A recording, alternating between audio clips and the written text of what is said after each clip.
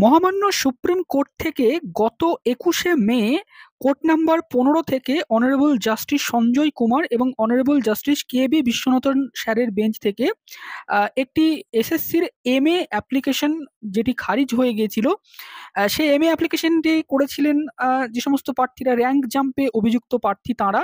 তো ২০১৬ এসএলএসটি চাকরি বাতিল মামলায় এই যে এমএ অ্যাপ্লিকেশন সেটি কেন খারিজ হয়ে গিয়েছে সেই বিষয়টি অর্ডার কপিতে লেখা রয়েছে।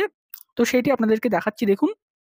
এখানে পরিষ্কার লেখা রয়েছে, we find no good ground and reason to entertain these applications purportedly filed for clarification of the judgement and order dated 3rd April 2025 passed by this court in civil appeal number এত বলে titled case title যেটা ছিল state of West Bengal versus Baisakhi Bhattacharya and others and connected matters the miscellaneous applications are accordingly dismissed.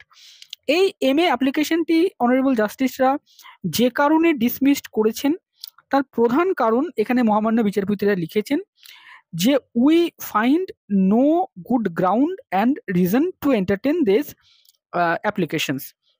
অর্থাৎ এই যে অ্যাপ্লিকেশনটি file করা হয়েছিল সেই অ্যাপ্লিকেশনটিকে এন্টারটেন করার জন্য মহামান্য বিচারপতিরা কোনো ভালো গ্রাউন্ড বা কোনো রিজন তারা খুঁজে পাচ্ছেন না, তার ফলে এই ক্ল্যারিফিকেশন অ্যাপ্লিকেশনটি তারা ডিসমিসড করলেন। তার ফলে এখানে তারা লিখছেন যে the miscellaneous applications are accordingly dismissed.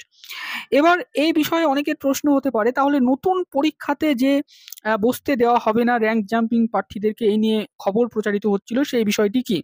দেখুন, অনারেবল সুপ্রিম কোর্টের যে জাজমেন্ট ছিল সেই অনুযায়ী র্যাঙ্ক জাম্পিং যারা প্রার্থীরা তারা কোর্টে নিজেরাই এটা সওয়াল করলেন যে জাস্টিসকে, যে অনারেবল জাস্টিসরা যখন বললেন যে র্যাঙ্ক জাম্পিং যারা প্রার্থী তারা টেন্টেড ক্যাটাগরিতেই পড়ছেন, তখন র্যাঙ্ক জাম্পিং প্রার্থীদের হয়ে যে আইনজীবী যিনি ছিলেন মীনাক্ষী আরোরা ম্যাডাম, তিনি বললেন যে মাই লর্ড, তাহলে আমরা পরীক্ষায় বসতে পারবো না, আমাদেরকে পরীক্ষায় বসতে দেওয়ার জন্য একটা উইন্ডো খুলে দেওয়া হোক।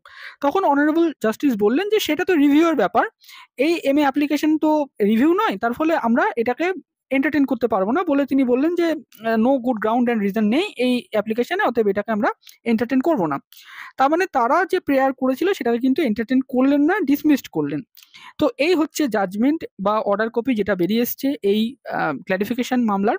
তো সেখান থেকে একটি বিষয় পরিষ্কার যে যেটা মানে সুপ্রিম কোর্টের যে জাজমেন্ট, সে জাজমেন্টকে ক্ল্যারিফাই করার জন্য কোনো ভালো গ্রাউন্ড বা কোনো কারণ কিন্তু বিচারপতিরা পাননি বলে কিন্তু সেটাকে তারা এন্টারটেন করলেন না।